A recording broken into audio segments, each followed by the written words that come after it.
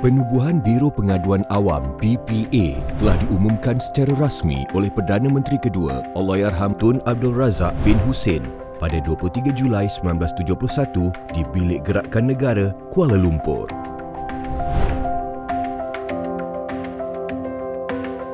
Pengoperasian Biro Pengaduan Awam yang diletakkan di bawah bahagian perancangan AM, Jabatan Perdana Menteri berkuat kuasa pada 2 Ogos tahun yang sama. Diterajui oleh Allahyarham Tan Sri Ghazali Syafi'i selaku Menteri Tugas-Tugas Khas ketika itu. Objektif awal penubuhan BPA dengan tujuan asas ialah merapatkan perhubungan antara kerajaan dengan orang ramai dan mewujudkan satu saliran yang akan membolehkan orang ramai mengemukakan kesulitan-kesulitan mereka berhubung dengan perkhidmatan kerajaan atau pengaduan terhadap sesuatu tindakan pentadbiran kerajaan persekutuan yang dirasakan tidak adil. Aduan itu bukan satu perkara yang kita perlu takutkan, tapi kita ada tagline. Aduan adalah sumber inovasi. Aduan itu kita akan tengok mana kelemahan yang ada dan kita akan buat cadangan-cadangan penambahbaikan. Selama 4 tahun yang saya bertugas tu, kita ada 67 kertas cadangan penambahbaikan untuk dipertimbangkan oleh Mesyuarat Jawatan Kuasa Tetap Pengaduan Awam. Jawatan Kuasa Tetap Pengaduan Awam atau JKTPA telah ditubuhkan pada tahun 1978 di bawah kelulusan Jemaah Menteri. Mula dipergiatkan dengan mesyuarat pertama diadakan pada 6 Oktober 1984 dan 19 November 1984. Selalu orang kata, mengapa BPA hanya tunggu orang membuat aduan? Saya ingat masa zaman Tan Sri Sidi Hassan, sebelum saya dilantik sebagai KP BPA, dia ada tanya, mengapa kita tunggu aduan? Mengapa kita tak boleh jadi lebih proaktif? So dengan nasihat itu, kita mengadakan program Masjah. Apa dia Masjah? Masjah ialah menangani aduan sebelum jadi aduan. Sejarah evolusi aduan awam di Malaysia menyaksikan penubuhan merentas zaman, bermula dengan kaedah menggunakan surat, panggilan telefon, khidmat pesanan ringkas serta email.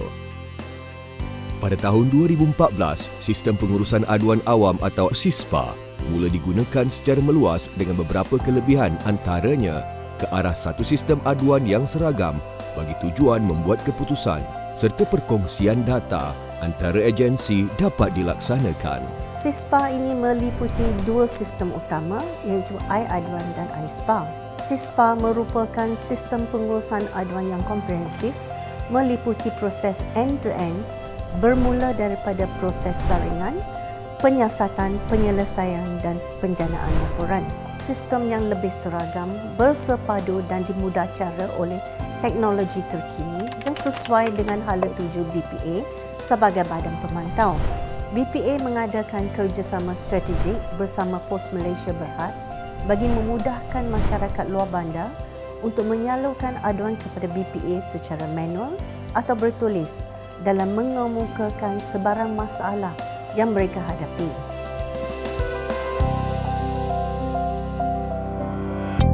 Seterusnya, aplikasi telefon pintar Rakyat Respon RR 1.0 mula diperkenalkan pada 2016.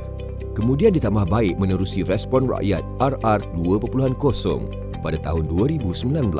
Semakin ramai rakyat Malaysia menggunakan aplikasi telefon pintar. Jadi dalam masa 2 bulan sahaja kita di Biro Pengaduan Awam telah berjaya menghasilkan satu mobile apps yang baru. Jadi mobile apps ni kita panggil Respons Rakyat. Dan dengan adanya Respons Rakyat, pihak anggota masyarakat dan sesiapa sahaja mereka dapat menghantar ataupun kemukakan aduan-aduan mereka dengan mudah. Dan kena pula dengan ambil gambar dan juga even audio mereka dapat hantar terus kepada Biro Pengaduan Awam. Jadi ini yang kelebihannya apabila kita perkenalkan aplikasi telefon pintar. Hari ini, BPA diletakkan di bawah Pusat Governance, Integriti dan Anti Rasuah Nasional GIACC.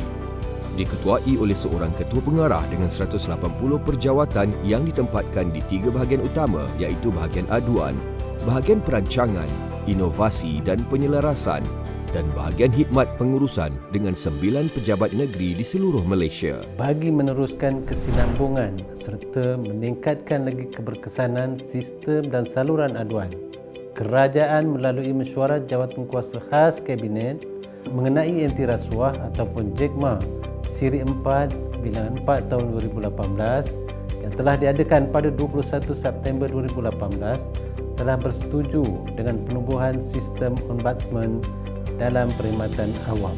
Rang undang-undang sedang digubal dan diperhalusi oleh Jabatan Peguam Negara.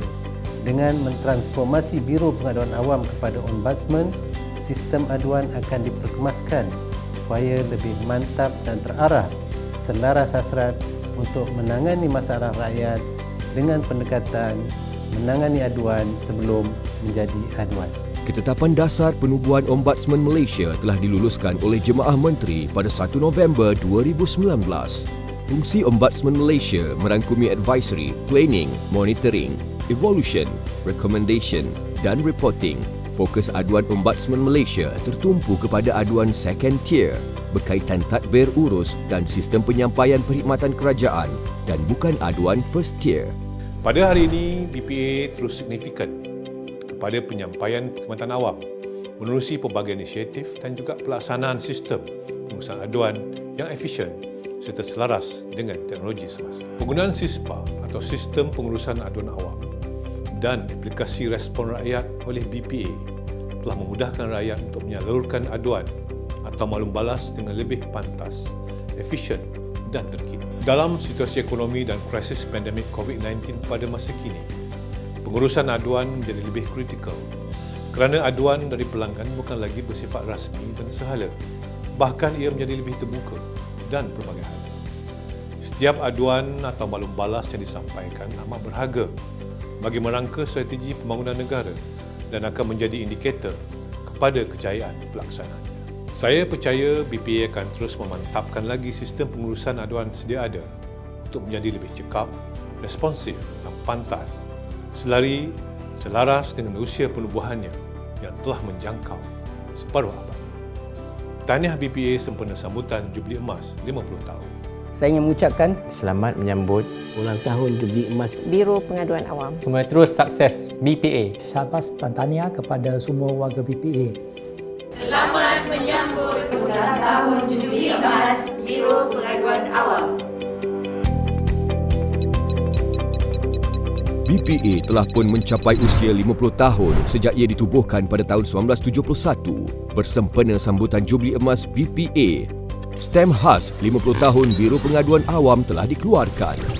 Sistem memaparkan 3 struktur bangunan di mana BPA pernah beroperasi iaitu di Wisma Bumi Raya, Kuala Lumpur, Kompleks Setia Perdana, Putrajaya dan Kompleks F, Putrajaya.